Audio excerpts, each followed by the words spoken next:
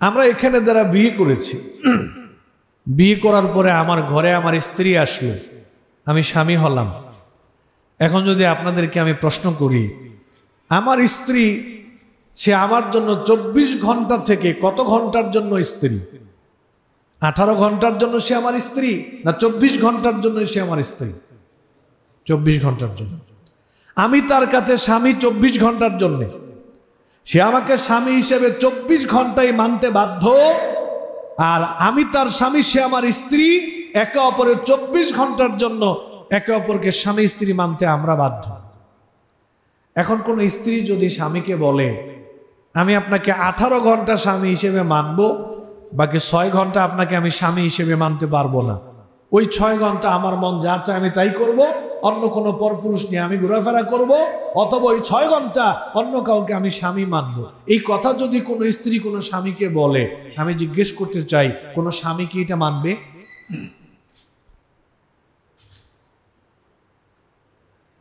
আমার স্ত্রী, আমি যখন তাকে বিয়ে করলাম, মৃত্যুর আগ পর্যন্ত সে আমার স্ত্রী। মৃত্যুর আগ পর্যন্ত আমি তার স্বামী।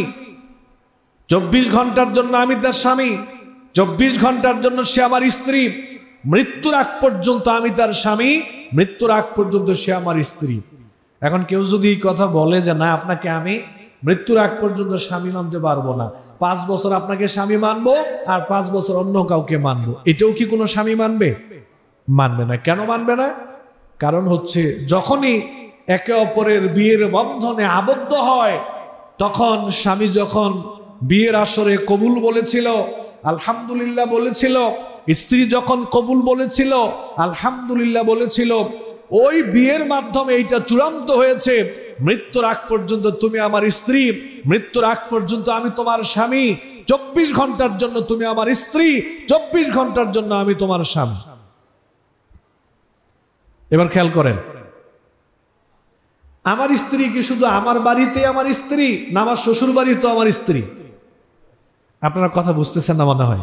খুব জরুরি একটা কথা, আমি লাস্টে ফিনিশিং দিব, খুব জরুরি, এটা আপনারা বোঝার চেষ্টা করেন। আমার বাড়িতে আমার স্ত্রী যেরকম আমার স্ত্রী, শুধু আমার বাড়িতে না, দুনিয়ার যে কোনো জায়গায় সে আমার স্ত্রী। এখন স্ত্রী যদি বলে না, আমি শুধু আপনার বাপের বাড়িতে আপনার স্ত্রী, কিন্তু আমার বাপের বাড়ি গিয়ে আমি আপনাকে স্বামী মানতে পারবো না, এটি কি কোনো স্বামী মানবে? তখন আমি বলবো যে নো, তোমার সাথে যখন আমার বিয়ে হয়, কথাবার্তা হয়, এই বিয়ের মানেই হচ্ছে জীবনের সব জায়গায় তুমি আমার স্ত্রী, জীবনের সর্বক্ষেত্রে সব জায়গায় আমি তোমার স্বামী। এবার খেয়াল করেন, আমার দিকে তাকান। আশহাদু আল্লা ইলাহা ইল্লাল্লাহ।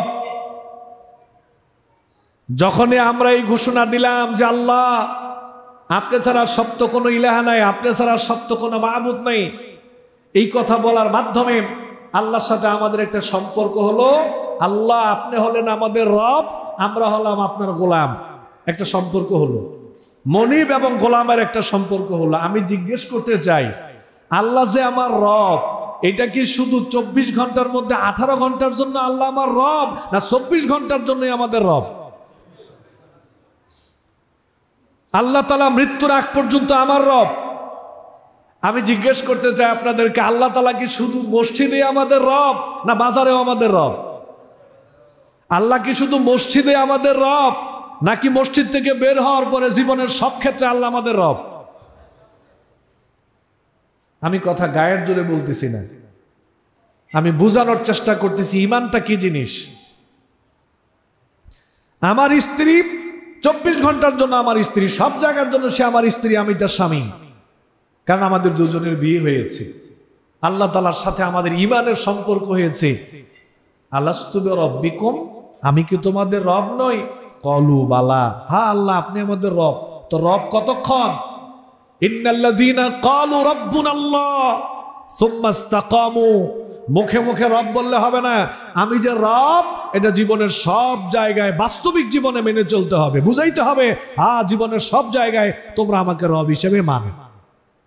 এখন আমরা আল্লাহকে রব হিসেবে মানি শুধু মসজিদে, আমরা আল্লাহকে রব হিসেবে মানি শুধু সালাতে, আমরা আল্লাহকে আল্লাহ হিসেবে মানি শুধু যাকাতে, শুধু হজ্জে, শুধু কোরবানিতে, শুধু তাসবিহ তাহলিল, শুধু জিকির আজকার, শুধু কোরআন তেলাওয়াতে আমরা আমাদের আল্লাহকে আমাদের ভূমি অফিসে আমরা আল্লাহকে রব হিসেবে মানি না। এটা আমার পর্যালোচনা। ভূমি অফিসে আমরা আল্লাহকে রব হিসেবে মানি না। যদি মানতাম তাহলে কি ওইখানে ঘুষ চলে? স্কুলগুলোতে অনেক ক্ষেত্রে আমরা আল্লাহকে রব হিসেবে মানি না। যদি মানতাম তাহলে সেখানে নাচ গান চলে? বাজারে বন্দরে আমরা আল্লাহকে রব হিসেবে মানি না। যদি মানতাম তাহলে বাজারে বন্দরে গান বাজনা চলে? চলে না।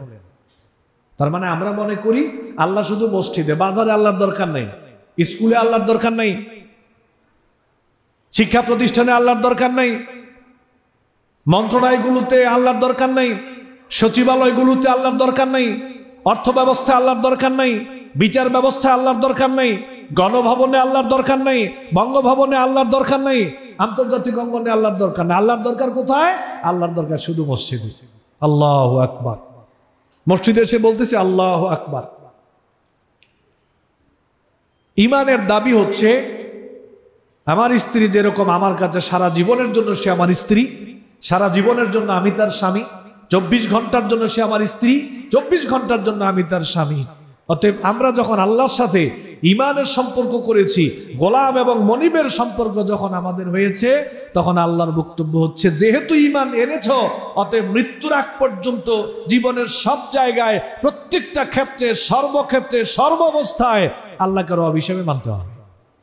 কোন জায়গা থেকে আল্লাহকে বাদ দেওয়া যাবে? আল্লাহকে বাদ দেওয়া যাবে না মানে আল্লাহর বিধানকে বাদ দেওয়া যাবে না, আল্লাহর হুকুমকে বাদ দেওয়া যাবে না।